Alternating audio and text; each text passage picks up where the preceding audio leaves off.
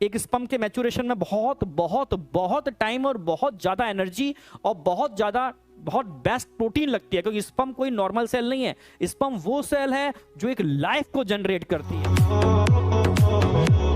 तब बताया जाता था सेक्स ओनली और ओनली एक न्यू जनरेशन या न्यू, समझ रहे हो ना, ऑफ स्प्रिंग या आगे की जनरेशन को क्रिएट करने के लिए होने वाली एक मैकेनिज्म है।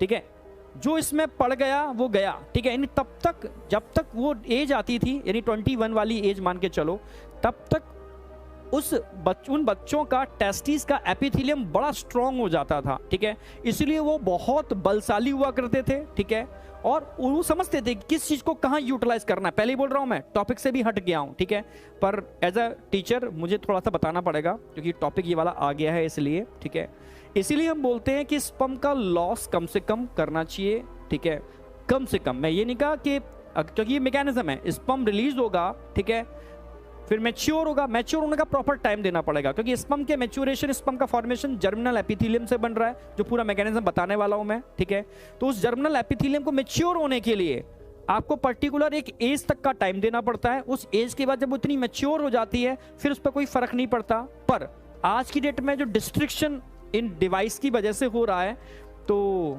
समझ ही रहे हो कि दिक्कत क्या आ रही है। उसकी वजह से जर्मिनल एपिथेलियम मैच्योर नहीं हो पाती, अर्ली स्टेज में ही वो इमैच्योर रह जाती है, जिसकी वजह से आफ्टर मैरिटल लाइफ बहुत सारी प्रॉब्लम्स आते हैं लोगों को। ठीक है, तो इसलिए मैं कहता हूं थोड़ा सा कंसेप्ट समझो।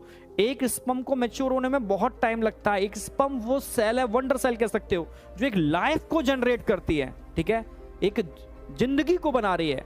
लगता है कि इजैक्यूलेशन में कोई लॉस नहीं है। ठीक है, मैं ये नहीं कह रहा इजैक्यूलेशन की मैकेनिज्म नहीं होनी चाहिए। ठीक है, इजैक्यूलेशन, ठीक है, क्योंकि वो एक नेचुरल मैकेनिज्म, नहीं करेंगे, नहीं इजैक्यूलेशन होगा तो कहीं ना कहीं उसका फॉर्मेशन स्टॉप होगा, जो मैं आज नेगेटिव फीडबैक बताने वाला हूं। पर ठीक है, आप समझ रहे हो ना, उसका ड्यूरेशन कम से कम 1 मंथ या 2 मंथ, तो मैच्योरेशन के अंदर टाइम काफी लगता है।